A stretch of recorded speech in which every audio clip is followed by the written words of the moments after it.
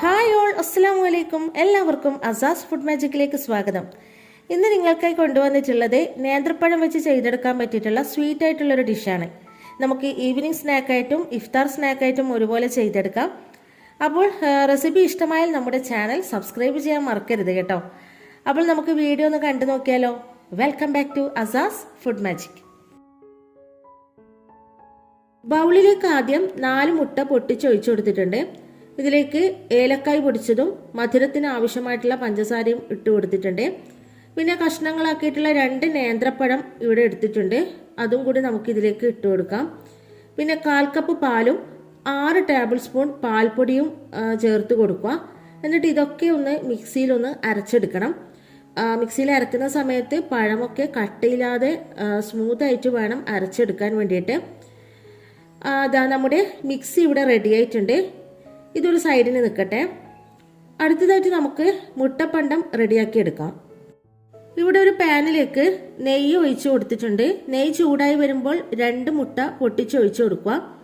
ഇതിലേക്ക് മധുരത്തിന് ആവശ്യമായിട്ടുള്ള പഞ്ചസാരയും പിന്നെ അല്പം ഏലക്കായ് പൊടിയും ചേർത്തിട്ട് മുട്ട ഒന്ന് ചിക്കി എടുക്കുക. നമ്മൾ സാധാരണ ഉന്നക്കായൊക്കെ ഉണ്ടാക്കുന്ന സമയത്ത് മുട്ടപ്പണ്ടം ഉണ്ടാക്കാറുണ്ടല്ലോ, അതുപോലെ തന്നെയാണ് കേട്ടോ ഇതും ചെയ്തെടുക്കേണ്ടത്.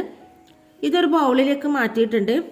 അടുത്തതായിട്ട് അല്പം അണ്ടിപ്പരിപ്പും മുന്തിരിയും നെയ്യിലൊന്ന് വറുത്തെടുക്കാം. നിങ്ങൾക്കിത് മുട്ടപ്പണ്ടം റെഡിയാക്കുന്ന സമയത്ത് തന്നെ ചെയ്യാം കേട്ടോ. അപ്പോൾ കുറച്ചധികം കാഷ്യൂം കിസ്മിസും ഇവിടെ വറുത്തെടുത്തിട്ടുണ്ട്. ഇതിൽ നിന്ന് കുറച്ചൊന്ന് മാറ്റി വെക്കണം. ബാക്കിയുള്ളത് മുട്ടയുടെ കൂട്ടിലൊന്ന് ഇട്ട് കൊടുക്കുക. അടുത്തതായി നമുക്ക് പോള റെഡിയാക്കാം. ഇവിടെ മുട്ടപ്പണ്ടം ഉണ്ടാക്കിയ പാത്രം തന്നെയാണ് എടുത്തിട്ടുള്ളത്. ഇതിലേക്ക് അല്പം നെയ്യ് ഇട്ട് കൊടുത്തിട്ടുണ്ട്. കുറച്ച് മാത്രം മതി, നമ്മുടെ പോള പാത്രത്തിൽ ഒട്ടിപ്പിടിക്കാതിരിക്കാൻ വേണ്ടിയിട്ടാണ് കേട്ടോ ഇങ്ങനെ ചെയ്യുന്നത്.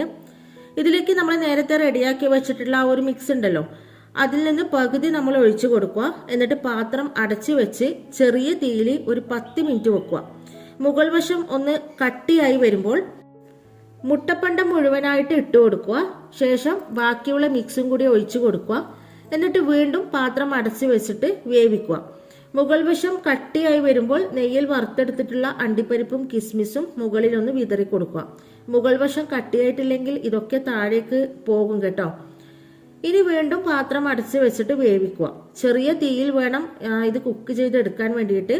അടിവശം കരിഞ്ഞു പോയി കഴിഞ്ഞാൽ ടേസ്റ്റ് മാറും, അത് പ്രത്യേകം ശ്രദ്ധിക്കുക. അങ്ങനെ നമ്മുടെ ഉന്നക്കായ് പോള ഇവിടെ റെഡി ആയിട്ടുണ്ട്. ഒരു 5 മിനിറ്റിന് ശേഷം നമുക്കിത് പ്ലേറ്റിലേക്ക് മാറ്റാം. നോക്കൂ, അടിവശം കരിയാതെ നല്ല പെർഫെക്റ്റ് ആയിട്ട് തന്നെ കിട്ടിയിട്ടുണ്ട്. ഇനി നമുക്കിത് കട്ട് ചെയ്തെടുക്കാം. പാൽപ്പൊടിയൊക്കെ ചേർത്തത് കൊണ്ട് തന്നെ പൊടിയാതെ എളുപ്പത്തിൽ നമുക്കിത് മുറിച്ചെടുക്കാൻ വേണ്ടി പറ്റും.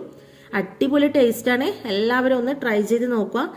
ഇൻഷാ അല്ലാഹ് ഇതുപോലുള്ള കിഡ് റെസിപ്പി ആയിട്ട് നമുക്ക് വീണ്ടും കാണാം. Thanks for watching.